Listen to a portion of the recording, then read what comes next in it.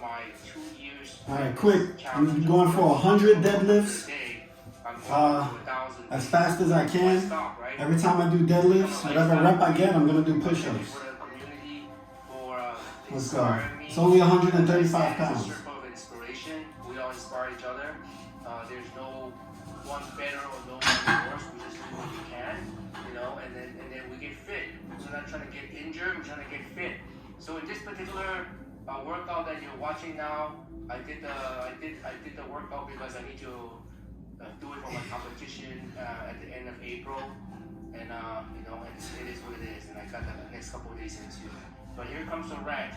So the other day, I was going into Walmart and then getting my stuff, and I was taking it to my car, and then you know how those carts, once you get to a certain space, it stops working, and it stopped. And I was literally like 20 feet away from my car, and I had to literally lift the whole cart up to take it to my car. And then it kind of irks me, right? And then I realized, man, you know, that only happened the last few years. I mean, maybe 10 or so years. I mean, they never used to do that. Why did they start doing that? I mean, every single company must have done a cost analysis and realized, man, there's more cards being stolen if you put in this technology. Then, you know, even though it costs money, you'll mitigate the amount of cars that's being stolen because it costs money to get those cars, not like it's free. Then it dawned on me, who are these? I don't want to say the name. Who are these people who is taking away the cards? I mean, why are they so selfish? Not understanding that it's going to cost the company money to do all this stuff, right? And then it dawned on me, that is pretty much the whole what we call the progress of civilization. You can't stop progress, for good or for bad, right? Back in the olden days, you know, when you want to buy a piece of land, it's on a handshake. Then later on, it becomes a piece of paper. Then later on, it's 2 pieces of paper. And now it's probably like 30 pieces of paper. You get what I'm saying? So what happens is, your word nowadays no longer counts. It's all the little parts in between. Everything's going to be spelled out. And as we move continually towards the future, it seems like that's where we're at. Everything's going to be sliced up to little nuances. Whatever happened to common sense? Whatever happened to, like, really common sense instead of slicing and dicing everything? I tell my kids this a long time ago. You know, when we were born, it's pretty simple. Everything is either ones or zeros, as I put it. You know, I used to say something else, but now we can't even say that because it'll redeem certain bad things. So ones and zeros, right? Even part now, that's not even possible. And I keep telling them, you know, as you get older, it's no longer one thing. It's sometimes it's 0.5, 0.3, 0.7, you know, and then pretty soon it's going to be 0.5, 0.13, 0.89, and then pretty soon it's going to be 0.552 and 0.131 and 0.896 or something, and it's going to keep continuing infinitesimal. All why? All because of man. I always say it so many times. Every single system that's ever been invented is always perfect until you put humans in there, right? Maybe this nature movie is correct, man. We are the virus for this planet. Because if I invented a system and I put ants in there, I'm pretty sure they'll follow the system pretty good and pretty well, because in general, I don't know of any ants in the same colony that screw each other over for the sake of getting another drop of food to eat, or I don't know of any ants that screw each other over because they want to get to the queen or whatever. They all work in I agree. And together. But us humans, we're something else. You know, they say that we're the smartest thing on the planet. At the same time, I think we're the stupidest. Simply because collectively, a lot of us don't think for the whole of the society. They think of only themselves. And you know what? It is what it is, right? You know, and I tell my kids this all the time too. Out of 100 people, you're going to find a couple of them good, some of them bad, some of them really bad, some of them really good. You're not going to find 100 100 of them the same as just good, or 100 of them the same as bad, right? So if that is the case, as the population grows, there's going to be more smart people, more dumb people, more criminals, more entrepreneurs, more bad people, more good people. It's a numbers game. So I don't know what the brand's getting at. All I'm just saying is, as we move through life, it just gets more complex, and sometimes that's why a lot of old folks like me go, man, the good old days, good old days. The good old days are not perfect, but at the same time, would I want to live now at a younger age, living now? No. 40. And I think you can ask almost all old people, would they want to live now as a younger person? And almost all of them say no. And that says something else about where we're going as a society. Because at the end of the day, we're going to leave this to our kids. And is this what you want to leave to your kids? And again, I'm old and senile. I hope I haven't offended anyone, because it's really important for us to have discussions, and it will be a good start. And with that, let's get the exercise in.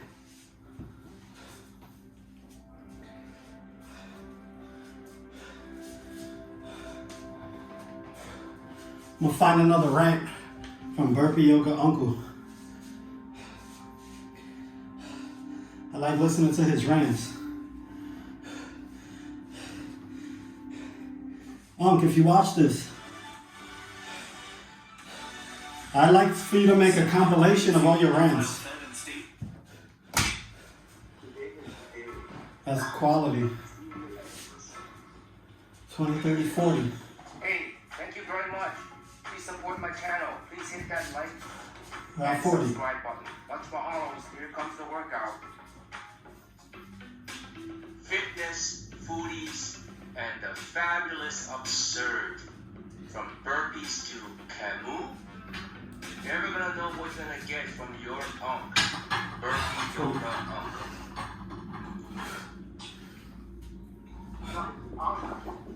Today's actually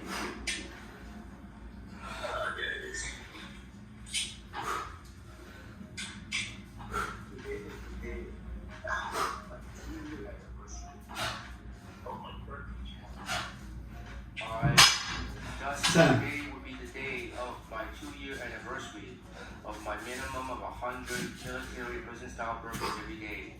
I started this journey back during the beginning of COVID in April 2020, and I basically never stopped doing burpees every day, at least 100. I'm fit over 50. The reason I started the channel was really just to record all the stuff that I did physical-wise. As you can see, that's my fitness bucket list there on the upper right. And you see all the stuff I've done, from tons of navies, 1,000 burpees, holy grails, 505 pumps, 50 different styles of burpees. I mean, you name a routine, I probably have done it within this last 2 years. I try all different kind of variations, and I don't stop. I used to record every day and upload every day, but after about a year of that, I started branching out into other stuff. That would be me, from foods to reviews about restaurants to how-tos, to everything. And then I did a lot of recipes for my kids, so they know what home cooking is in case they move away. They will still have the recipes there on my channel, so they can go ahead and get some good home cooking. And then I also did work with so many different people. I really appreciate it. One of the things about the great community within the YouTube fitness world is basically the circle of inspiration, I call it, simply because we all inspire each other in some form or ways. I will go and watch somebody's video, and that would inspire me to go and do work. Obviously, this whole thing started from Iron Wolf, Burpee King, and Moses Cueva, and I mean so many people. And then after that, it's actually the little channels that inspire me the most. I agree. To work out and whatever challenges. Everybody has challenges in their life, and I really appreciate this entire community. And thank you very much for pushing me to get better every day, right? Each day, to be a better person. At 60. Today than yesterday.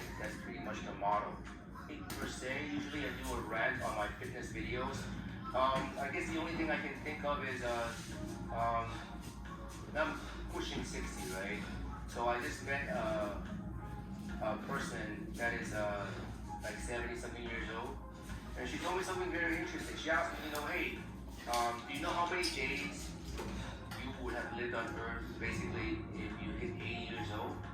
And I didn't do the math. I said, at that moment, I said, well, I don't know. And she said it's 28,000 days. That's it. So for you to live 80 years, that's only 28,000 days, right? We all think that we live forever. We all think that there's millions of days ahead of us, and there's not. We all have a shelf life, right? Life is a journey. You're born by yourself, and one day you're gonna go by yourself. As they say, Father Time is undefeated. So treasure each day. And in my line of business, one of my business I do, I deal with a lot of tragedies. In a sense, it's unexpected, and it really changed my focus of life. That's why whenever someone asks me, how your day's going, I always say, hey, I woke up. It's a blessing. Every day is a blessing. Because actually, I do know people that never woke up. It's devastating, but it is part of life's journey. So the only thing I can impart on all of you out there is take each day, treasure it, treasure your loved ones, because you can plan all you want, but whether you believe in anything or not, the only thing you have is your current breath, which is why I treasure yoga so much. It reminds me to focus on the current. As they say in yoga a lot, the past is already gone, and the future is never promised. What your promise is the current breath, and each breath is your life, and that's pretty much it. You don't really have anything else. Is money important? Obviously, but the love of money is the problem. The money itself is not the problem. So that's a big difference. So understand what money can do for you. 70. But don't worship money, and don't do things for money. This is money. With a purpose, and always serve people. And when you serve people, you'll get rewarded somehow, some way, whether it's monetarily or not. But just be a good human being and do the best you can. That, I guess, would be my rant. Not really a rant, but hey, we're here to get fitness in. Let's get it done. This 31. I thought about doing more today, but I got a food plate going on. I might have another workout later on today, but it's getting busier and busier. Life never stops, and we get it when we can. Let's go. Hi, Unc.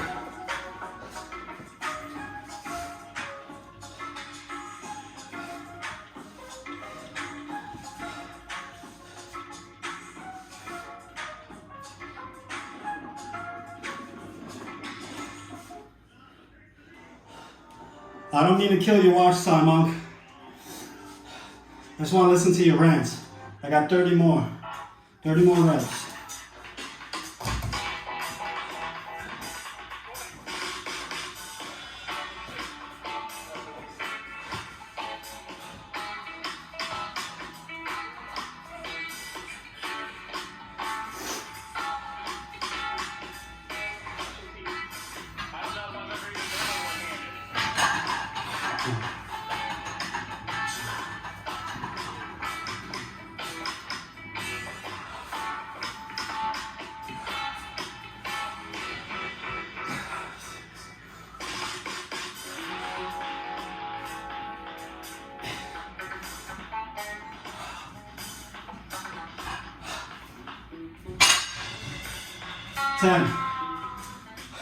Fitness, foodies, and the fabulous absurd.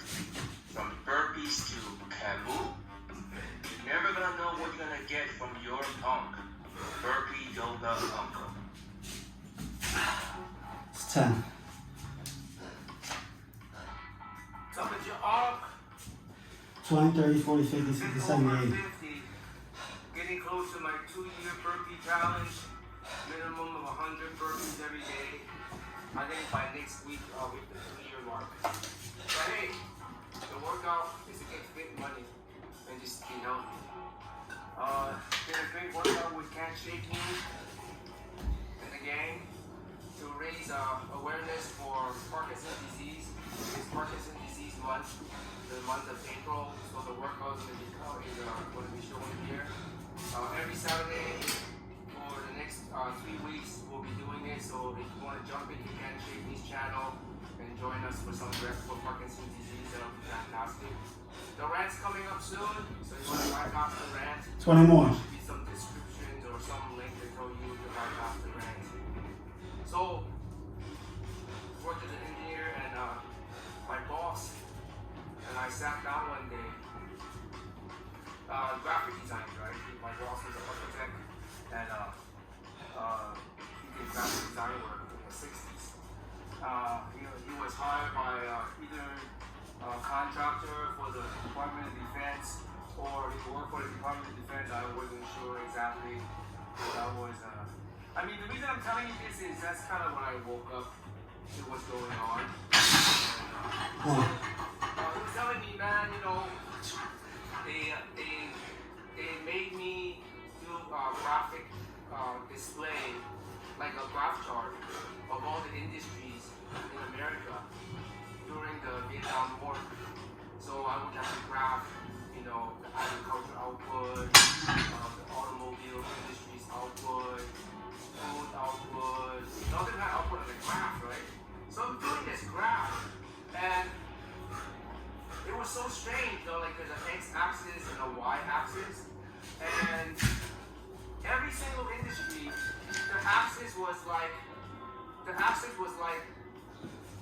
I mean, the bars were like, there was no bars except for one bar that goes straight up, right? So all the food, the agriculture, the dairy, the, what is that, car, everything was zero except for one line. And the line was for military equipment. And so my boss thought, so something must be wrong with my data or something. So he changed the y-axis. Let's go. To have a smaller scale. And when it goes to the smaller scale, he can actually see Stay hydrated. of the dairy industry, the automobile industry, everything. And it dawned on him that during the Vietnam War, the output, the dollar amount of military and defense equipment, right, acquisition like that, it dwarfs like everything on that clock. That's why when the y-axis is elongated, everything else looks zero. They're not zero, but it's just, it was in orders of magnitude how much money was generated from war equipment during Vietnam War. And woke up. And that kind of too, because I never thought of war as profit making. I mean, I was in my early 20s and right out of college, and they didn't teach us that. And it segues to this. There's a channel that I've been watching since forever. It's from Bright Eye Insights, a guy named 100 deadlifts, he talks about ancient 135 pounds, 100 push-ups. It's a nice little workout, something light. Gains.